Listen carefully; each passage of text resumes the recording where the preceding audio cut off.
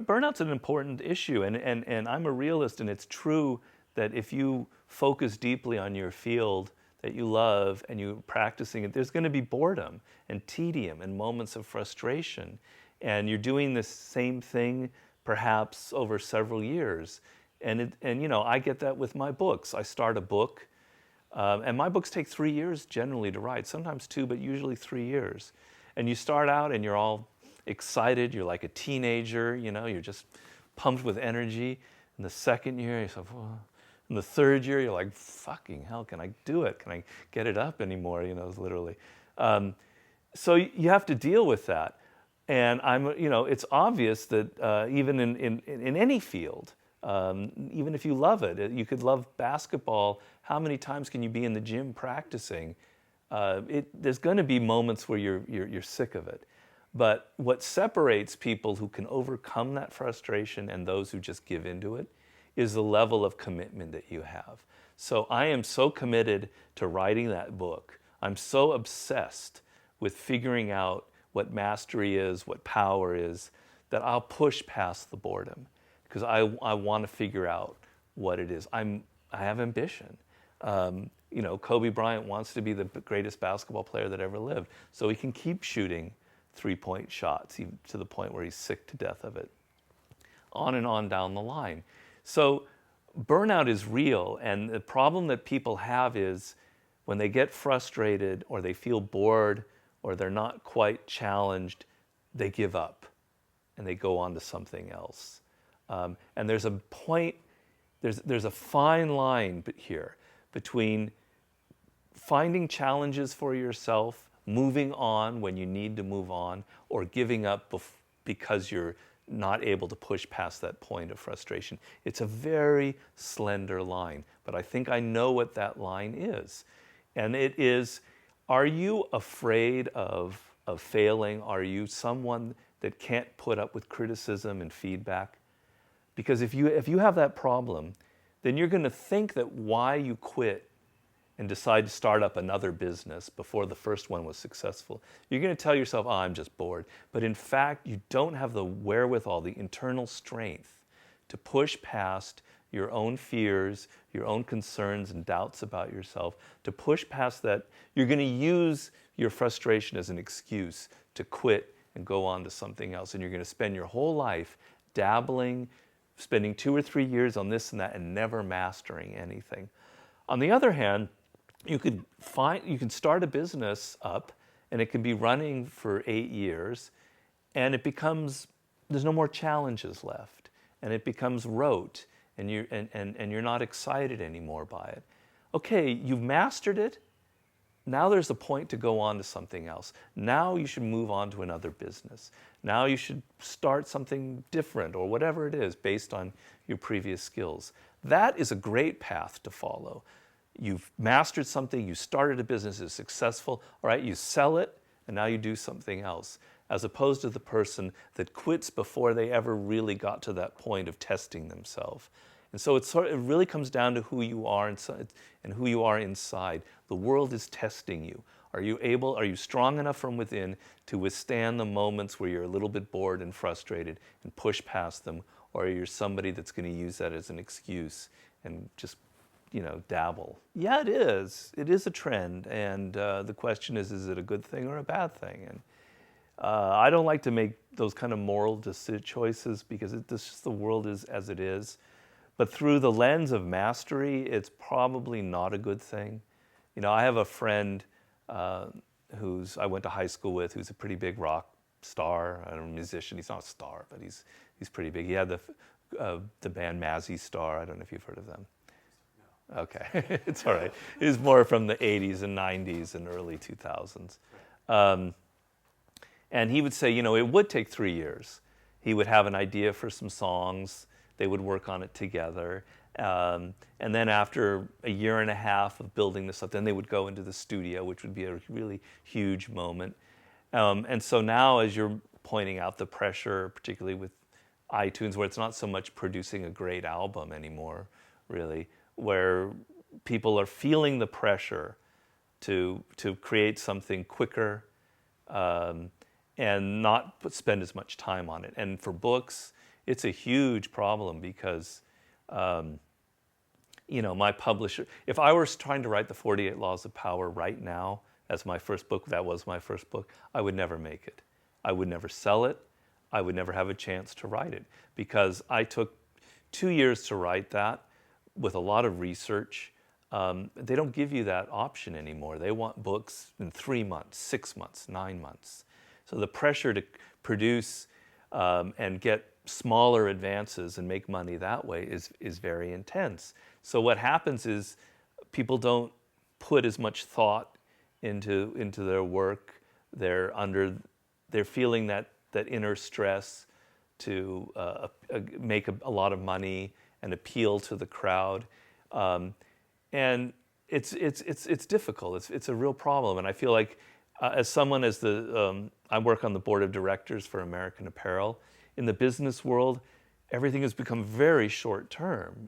It's like based on the quarter, as opposed to thinking in terms of 5 or 10 years, and you have to be someone, I believe, to be truly successful, to be on that much higher level of like the people who are starting Twitter or all the other companies that we love. You have to be someone that can surmount those pressures to some degree. You can take 2 years to write a book. You can spend a few extra months putting out that great album. You can think past the quarterly report and have a vision for your company that goes a year or 2 years down the line. Look at all the people who are truly successful. I believe they are able to surmount to some degree those pressures. They're very real. You're never going to be able to be like it was in the past, where you can think in terms of where is my business in 10 years from now. I know that's impossible. But to the degree that you have an overarching vision and a kind of a sense of where the world is going, where you want to be in 2 years, I think you're going to rise above all of the other very mediocre work that's out there in whatever field it is. Yeah, it does help. An and I have been together many years. It kind of grounds you. You're not spending all of your time. I had my 20s when I was what I call a rake, and I, had many relationships. And so it's good if you're young to go and do that if that's your proclivity and get it out of your system. But you start slowing down when you get in your 30s and 40s. So to have a person there that you love, it helps that you love them, that kind of grounds you and that you have a routine and that you could feed your ideas off of. Anna has been helping me edit my books from the very beginning, and she's an amazing, really great editor. If I ever have an idea, I use her as a sounding board. She does films, and I've helped her a lot in making her films and the dialogue and all the other aspects of it. She makes a costume. The first thing she does, she asks me, "Do you think this is right for the character?" And I give her so you build up a nice work rapport like that, and you have a groundedness, and you've got a sense of routine and habits. I think it can be really, really, really helpful and really important. I never thought of it that way, but if you look at a lot of really successful people, you'll find that by the time they get in their 30s and 40s, they realize that. It took me till I was in my late 30s to realize that you need something like that. Otherwise, you're just going to be too scattered and crazy, and you'll be out there in the dating world, and you're just never going to be getting to your work. It's just really distracting. So it's interesting to see a lot of these CEOs, or even it can be younger, like Zuckerberg, he decides he's got to marry when he's 26, 27. You just reach a point you realize there's some wisdom there, and you've got to settle down, and it really does actually help you a lot with your work. Excellent. But if you're 18, I wouldn't be thinking about that. It's the last thing I'd be thinking about. Well, I've revealed all that pretty much already in the past. There's not a lot new, and there's too much to discuss. The drugs, the wildlife. But hardest drug you've ever taken? I took a lot of peyote in college. It's like a hallucinogen similar to mushrooms. It grows on a cactus. American Indians have it. It was really big back then. I went to Berkeley. But the weirdest thing happened to me was, I'll try and keep it short. when I was living in Paris, in order to get that job in the hotel, the owner of the hotel, for some God knows reason, thought I was Irish because I was wearing a hat that looked like I was Irish. And I was drunk when I met him, and I said, yeah, sure, I'm Irish. And we were talking French. And when I went to go get the job at the hotel, because I had met him before I got the job, I said, I'm looking for work. I want to live here. Do you need any work at the hotel? He goes, well, you're Irish. You have working papers. You have the passport. You can work in my hotel. I'll pay you under the table, but in case if anybody comes here, we can say, you're okay. And so I said, all right, sure, why not, And it was a really stupid thing because I'm sitting here talking to him in French. That's fine. But if I stop and think, there are English people at that hotel. There are Americans. There are Irish people who come to the hotel. I have to be able to speak with an accent, How can I get away with this? It's so stupid. Well, I decided I was going to try, because I'm good with accents and I'm a little bit of a mimic. I decided I was going to master the Irish accent. And there was the good luck that across the street from the hotel is still there, because I was just there a couple weeks ago. There's a pub. And I would go in the pub, and there were Irish people. There are a lot of Irish people in Paris. And I started listening to how they talk. I looked at how they dressed. They all sort of wore these pants that were kind of similar. I went and bought the pants. I went and researched and figured out, all right, I got to create a past for myself, where I went to college, where I grew up, so in case anybody asked me. I had to get kind of a Dublin accent down because I thought I was from Dublin. In the beginning, I wasn't very good, but I got better and better and better at it, to the point where Irish people couldn't really tell. They thought I was maybe a little bit of an American Irish, but a lot of people were completely fooled. And I was like dating women at the hotel who thought I was Irish, American women. And it's just, there are many other little twists and turns that I'm not going to bore you with, but it just got out of hand. So in the beginning, it was kind of exciting to be this other person, but then it started turning into a nightmare. And I got so sick of being Irish. I just wanted to relax and be myself. So this went on for over a year. And so I decided I was going to move back to the States and go live in New York. But I didn't know anybody in New York.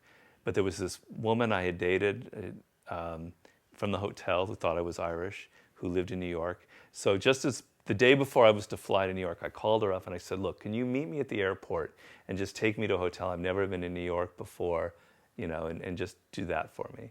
And my plan was, the moment she picked me up, I was going to tell her the truth, that I wasn't Irish, because, I was just so sick of it. I knew she would hate me, but I had to tell her the truth. So she picks me up at the airport, and before I can even open my mouth and tell her the truth, she says, Robert, my parents, they're Irish American. They've never met anybody from the old country. I'm not taking you to a hotel. I'm taking you to my house in Queens where they live. And they're going to just, regale you as a true Irishman. So the long story short was, it went on in New York because I started dating her again. And I started, I just kind of slowly softened the accent. And she was the only person I would speak Irish in front of. If I went out to the grocery store, it just went on for months in New York until finally we broke up. So that's the weirdest story that's ever happened in my life. Wow.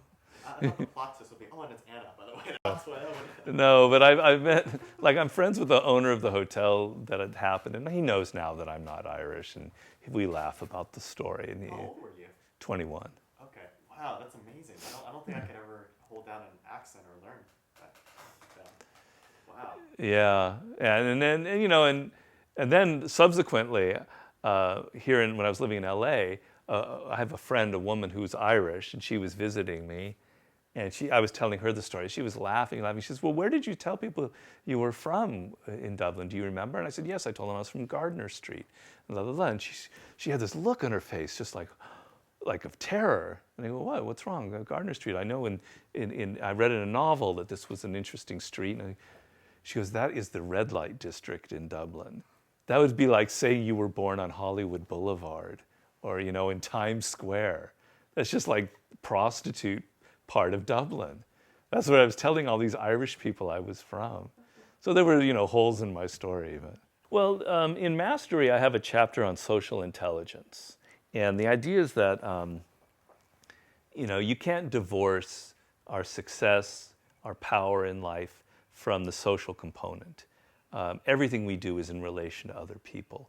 You're constantly thinking in your day-to-day life of other people and what do they think of you and what do you think of them. It's this constant battle going on in your mind of other people's opinion of yourself. The social plays a huge role in in anything that you do in life and how good you are with people. And so in Mastery, I had a whole chapter on it, on social intelligence. It was all see people as they are. Try and inject some realism into how you approach the social realm and how you judge people. The reason I had it in Mastery was it's not just about being technically brilliant at what you do. You also have to know how to work with people, how to cooperate, how to defend yourself against the assholes that are inevitably out there in the world, etc. And so I got a lot of feedback from that chapter. People liked it and they said it was helpful, but they were hungry for more. And I could sense that there was something there that I hit a chord that I needed, maybe I could go more deeply into. So I'm going to create a book. It's called right now, The Laws of Human Nature. And I'm going to basically try and help you elevate your game on that level so that you have a much better ability to read the people around you, to understand what motivates them, to figure out why they do the weird things that they do, to connect with them on a higher level so that you can influence them, persuade them to do what you think to align with your own interests. Based on this superior knowledge of the human animal. It's an animal. We are animals. We have certain behavior patterns. We have certain insecurities. Everybody has an ego. We're all essentially somewhat narcissistic. We are essentially lazy. We don't necessarily like to work. We have irrational elements to our personality. I'm going to ground you in this knowledge so that you're not going to be naive anymore. You're not going to be paranoid or anything like that, but you're going to have a much better sense of why people are doing the things that they're doing so you can kind of master this part of the game. So that's my next book.